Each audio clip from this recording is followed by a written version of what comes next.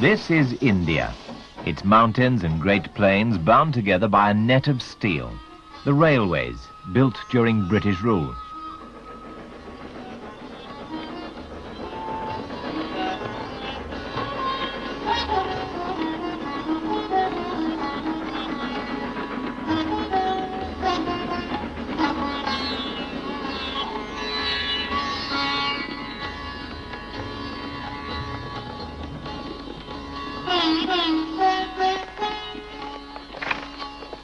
The British built canals too, to water the land. They opened up the wilderness, transforming it into tea gardens and plantations.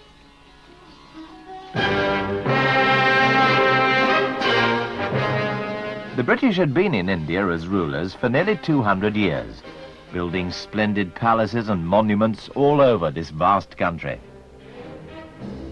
Today, many stand silent and deserted, but in the 1930s it was all very different. The Viceroy, as representative of the King Emperor, headed the government of that part of the country known as British India, and life was generally good for the few thousand British who ran it.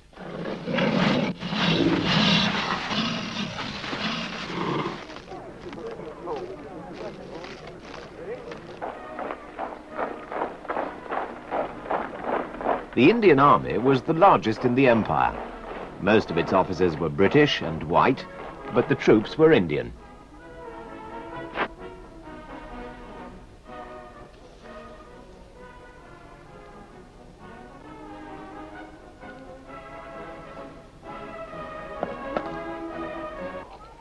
In the country, the government relied on the district officers.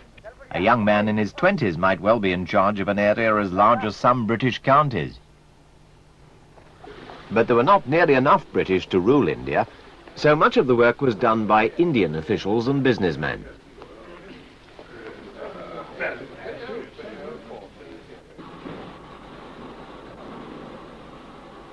Indian princes governed the rest of India, but all agreed to British control over defense, foreign policy, communications and trade.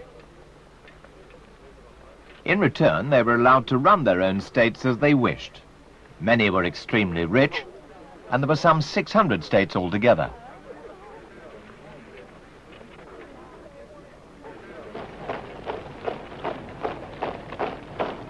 They had their own private armies, mainly for show.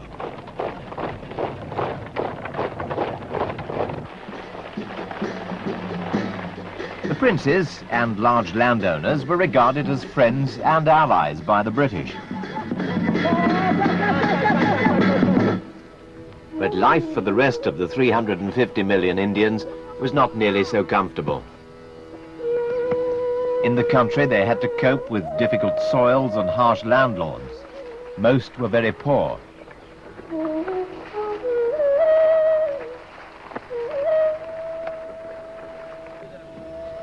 There was extreme poverty in the crowded cities. Life was hard for most Indians. Religion was a powerful force in their lives. 2/3 of the population were Hindu, to whom all living things were sacred, including the holy rivers, like the Ganges. Many would travel hundreds of miles hoping to purify themselves in the waters of these sacred rivers.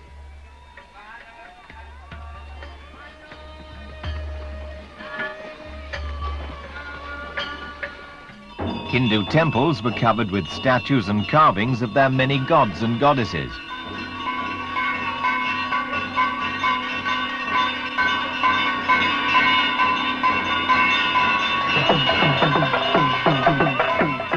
Hindu festivals were celebrated with offerings and song and dance.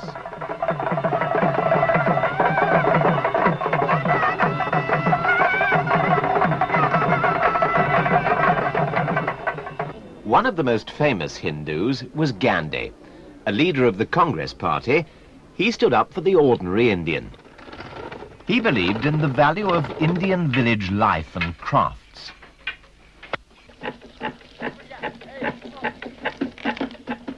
Gandhi thought that all Indians should be free, self-governing and self-respecting. especially the untouchables, Hindu outcasts who were given disagreeable jobs. He believed that Indians, not the British, should rule India, and that if they refused to cooperate with the government, British rule would collapse. At that time, salt was taxed by the government, which, as Gandhi pointed out, made it too dear for ordinary people. So, in 1930, he led a march to the sea, where he encouraged people to make their own salt and so avoid paying the salt tax. But he didn't believe in violence. These campaigns won him mass support and put the British on the defensive. Unfortunately, they did often end in violence.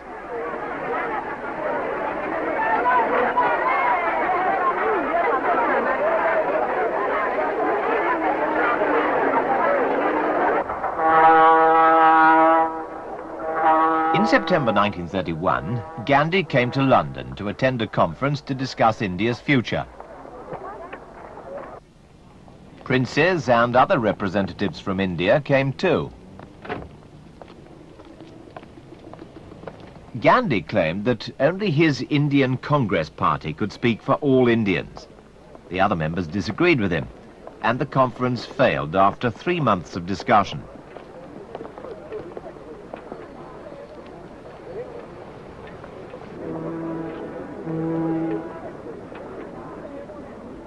A vast crowd awaited his return to India. After his arrival, he discovered that Nehru, the other great Congress leader, had been arrested. Nehru admired Gandhi very much, but thought he was too old-fashioned in his religious ideas and wrong in his belief in the value of village crafts. Nehru saw India developing as a modern industrial country. Only then could she be strong and independent of the British. Personally, he said, I dislike the praise of poverty and suffering, nor do I appreciate in the least the idealization of the simple way of life. I have almost a horror of it. His audiences heard a different argument from Gandhi's, but Nehru backed him in the struggle for freedom. The British government was determined to be tough with Congress. Time and time again, their leaders were arrested for demanding independence. Nehru himself was to spend a total of 14 years in prison. Jinnah was the other great Indian leader. He was not a Hindu like Gandhi and Nehru, but a Muslim. About a quarter of India's population were Muslims. Unlike Hinduism, which was a purely Indian religion, Muslims not only belonged to a worldwide religion, but had different habits and customs. The mosques where they worshipped were plain and unadorned. And Muslims worshipped only one God, Allah. In the past, Muslim emperors had conquered India and ruled in great splendor.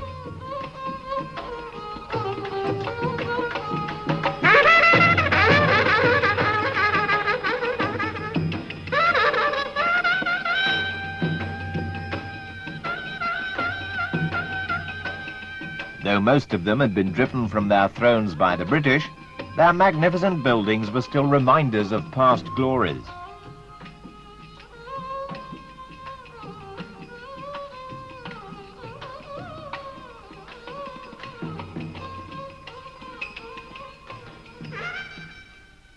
The problem for Jinnah was how to win back for the Muslims their old pride, and a full share for his party, the Muslim League, in the government of India.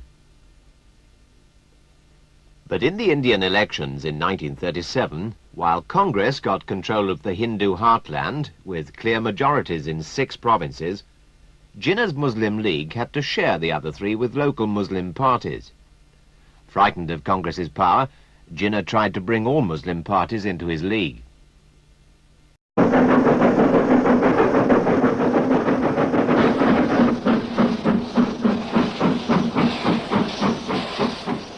This is India, its mountains and great...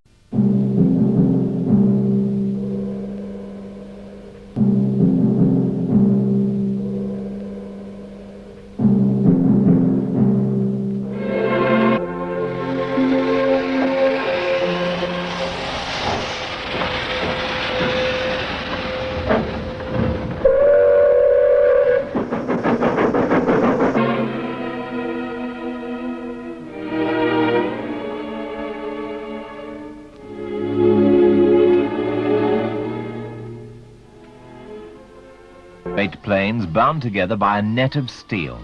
The railways, built during British rule.